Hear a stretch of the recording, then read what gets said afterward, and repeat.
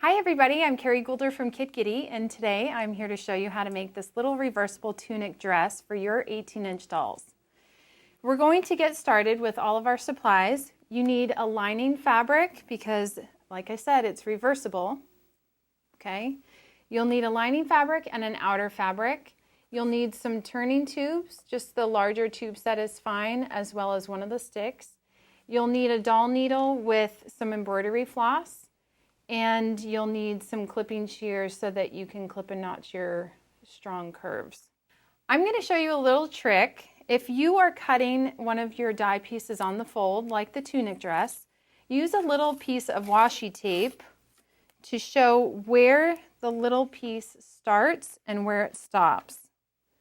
This is the steel rule die, but there's no steel rule die along this edge.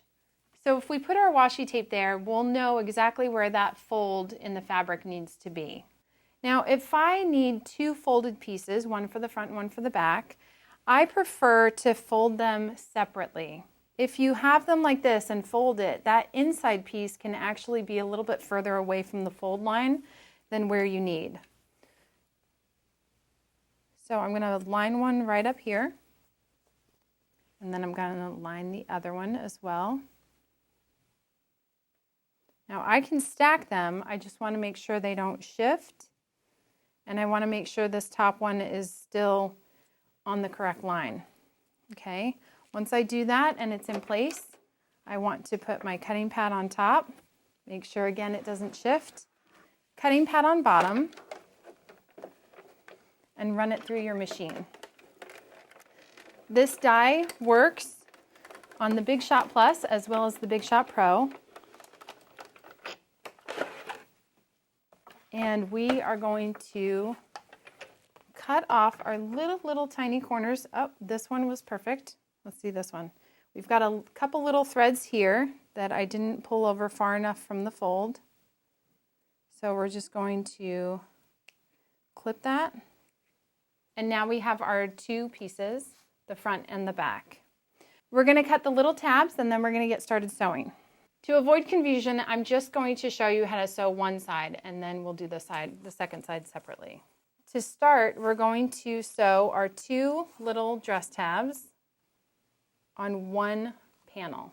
We're going to use a 1/4 inch seam allowance and you're going to back stitch at the beginning and the end of each side. But this makes it a little easier to just chain stitch the two shoulders.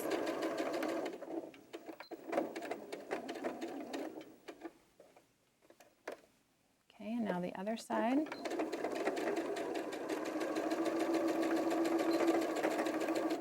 And then we are going to put this panel, which is actually your back panel, down on top of the front panel. Now we're going to sew both side seams. Once we've done that, you can sew the lining piece. The lining piece is the exact same way. Top stitch the beginning and the end. The next thing we're going to do is we're going to take these two panels and put them together. One side you have to have right side out, and you're going to place it inside the one that is still inside out. And you want to line up your pieces and start pinning them in place. Now we're going to find our armpit seams and we're going to put those together. Now remember, you only need tabs on one side. You don't need tabs on all four shoulder points. The two front pieces that do not have the tabs are going to be the piece where you actually connect that little tab front to. So just keep lining this up and then we're going to sew all the way around the top edge of the dress. I like to start by sewing at the armpit, so it's a hidden seam when you're doing some double stitching. Again, 1/4 inch seam allowance, and then back stitch at the beginning and the end. Make sure you have your needle in a needle down position if you have that option on your sewing machine, and always keep your seams open and just go right around the curve. Lift up your foot every couple of stitches if you're going around a sharper curve. And now we're going around a nice tight curve, so we want to slow down, take our pin out, and just do a couple of stitches, pick up our foot, and keep turning slowly. With our seam sewn all the way around the top edge of the dress, we now have to turn it right side out. But before we do that, because we have some strong curves, outward curves and inward, we want to make sure that we clip and notch the fabric so it relaxes and it can turn nicely and lay flatter. When you're dealing with an inside curve, you want to clip just a basic straight little cut. This is why the clipping shears are so nice, these little spring action. They do a lot of the work for you.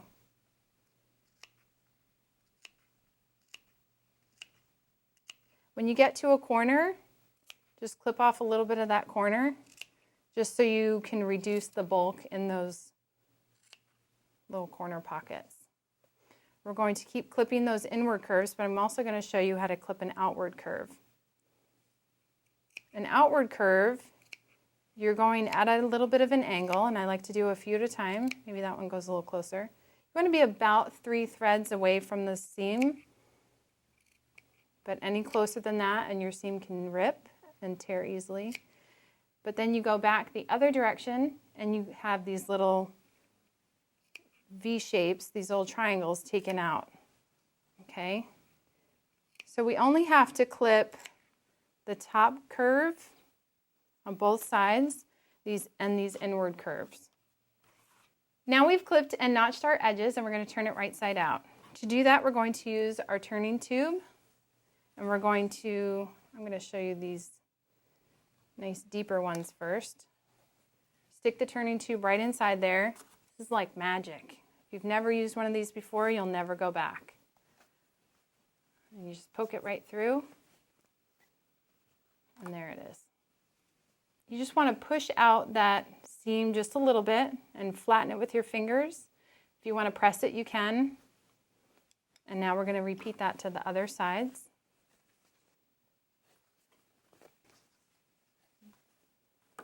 Once we have this out, we're going to press all the way around. As you're pressing out the corners, use a smaller turning tube stick, the metal one preferably, and be very gentle as you're pressing them out so you don't poke a hole in there. But it'll just give you a nice, tight, sharp corner as long as there's not too much fabric in that seam allowance. And then we're going to top stitch. To top stitch, we're going to go around the top just like we did before. We're just going to stay a little bit around the edge. You can just back stitch a little right there in the beginning. Keep your needle down and just gently curve your fabric around and pivot as you need, and just give it a nice pretty little top stitch. Now that we have our dress top sewn, I'm going to add a couple little details. Because this is a reversible dress, we're going to add buttons on one side and pockets on the other. For the buttons, I'm going to use some wool felt scraps that I have. These are really small pieces that most people might throw out, but I like to save them for little small things like this. And I'm going to do 3 at a time, and I'm going to do some blue and some white. I'm just going to place that right on the little flower piece of the die. On this die you have a circle, a heart, and a little flower. So you can add those little details.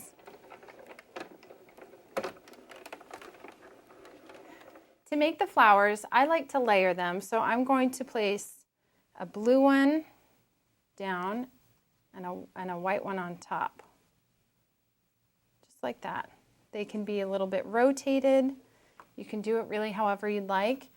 To sew these on, I'm just going to use a doll needle and some embroidery floss, and I'm going to go straight down, pull it through a little bit, and then straight back up. Okay, and I'm just going to give it a few inches and cut it off, and then I'm going to tie it in place. I like to double knot it, meaning loop it once and loop it twice, pull tight, and then 1 knot. And now I just clip that little top edge right there. Okay, now I'm going to repeat that for the other 2 to finish it off. We've got our button sewn on this side, and now I'd like to give the other side a different treatment. So we're going to put pockets on the other side. You want to make sure that you put it on the front, which is the piece without the little tabs. And for pockets, I'm just going to show you here, we have 2 pieces right sides together. You're just going to sew a basic seam allowance right around, back stitch at the beginning and the end, and then you're going to notch your fabric just like we did on the dress. Turn it right side out and tuck your seam in on both sides and give it a nice pretty top stitch on the top edge. And then we're going to place it on our fabric. So I have 2 pockets here, and I have my center seam. You can still see a little fold or crease in your fabric from when you were using it on the die cut. So you can estimate approximately where you'd like those pockets to go, but make sure you pin them in place, and then we are going to sew our pockets from one corner down around to the other corner. Definitely back stitch at the beginning and the end, and make sure that your lining fabric is definitely out of the way.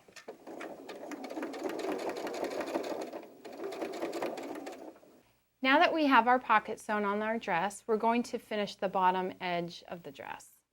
You can add a little bit of length if you want to make it longer, but if you don't, you just simply want to turn the top fabric inward and turn the bottom fabric inward as well. Then line them up and pin it in place. We're going to do that to the whole bottom edge of the dress, and then we are going to top stitch it. We're going to start sewing on a side seam so that you can hide your back stitching. Put back stitch right there, and then just keep going forward. You want to give a nice little top stitch. Take out your pins as you go, and just go all the way around your dress. You may have to readjust if your fabric buckled a little bit, or if part of it started to look like it was coming undone. Just reset the fabric, rotate it, and keep going.